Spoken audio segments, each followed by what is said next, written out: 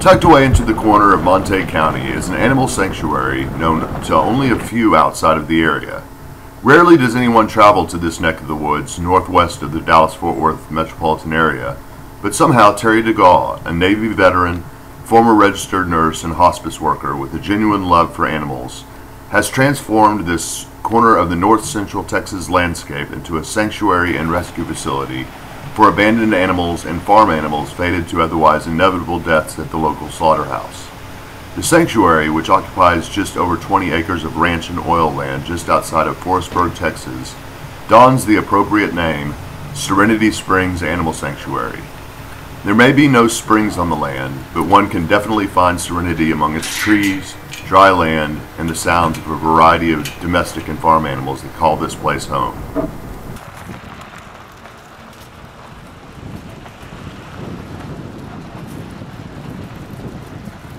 I founded the sanctuary Serenity Springs in 1992 in Dallas, Texas. Well, I've always had a great love for animals, and when I first started I was just rescuing rabbits and cats and helping hands monkeys, and then I got a call from Irving Animal Control and they had 11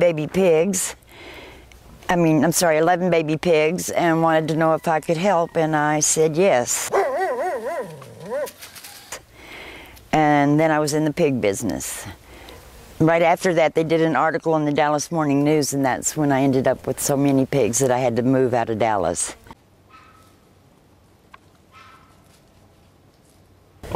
I settled on Montague County mainly because there's no ordinances. You can have any animal you want, and they can't run me out of town like they did out of Bridgeport, Texas. So, and there was a lot more space and room to grow.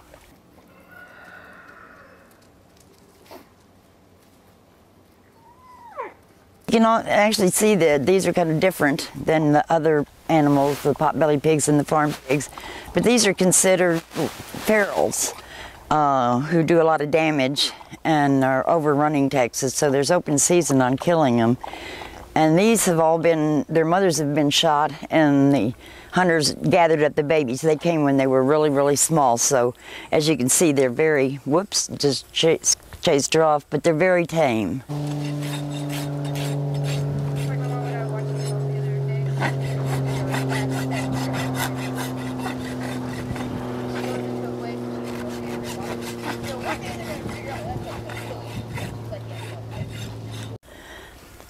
And love belly rubs, and will follow you just around about everywhere.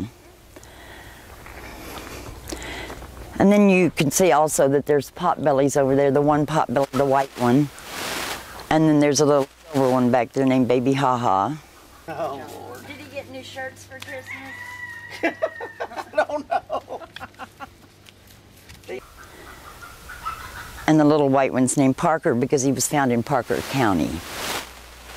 Some people are just leaving them to fend for themselves because there's really not many places for these pigs to go. I went to a school, and then I did some apprenticeship with other people, and just continue to learn. Oh, this is Josie May. She was found at the gate at the entry and very, very sick with a disease called Ehrlichia, which is a tick-borne disease, airborne disease, and she was spayed and treated, and now she's become a sanctuary mascot. She's very busy. She has several little jobs because she's a border collie, and they have to have something to do. Apprentice Wood says, the day you think you know it all is the day you don't know nothing. So I continue to learn. So she's come up with chasing the pigs, or not chasing them, but herding them, and she keeps an eye on the chickens, and when the summertime she watches the frogs in the hog wallows and the lizards that scurry up and down trees and all over the place.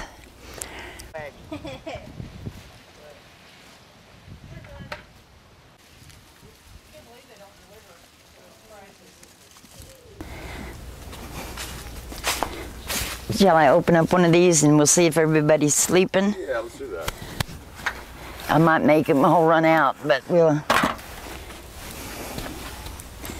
It's kind of dark in there. But this is one of the. This is where they sleep, and this window is here, or door that hay can be thrown in from the back.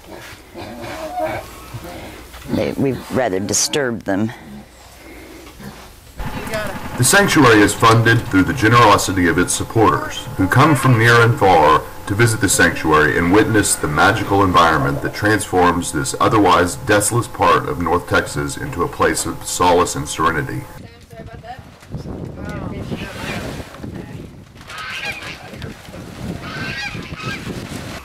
And then Mia came out of a research facility in Arkansas. And here comes Bevo. He was also a FFA pig that was brought here instead of going to slaughter.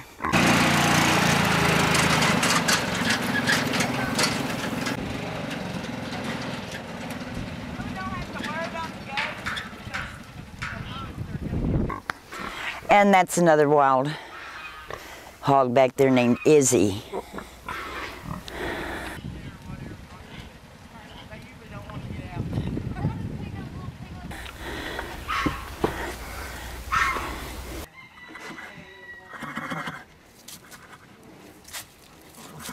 Over here where that hay is kind of on the field, you kind of sling it out there.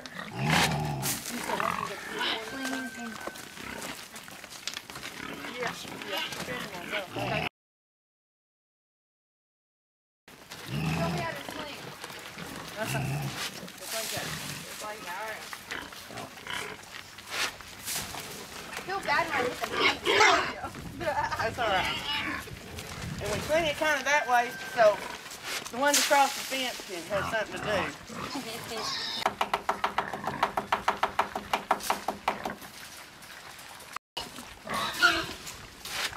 Okay, that's 4 in it. That's 5. Yeah.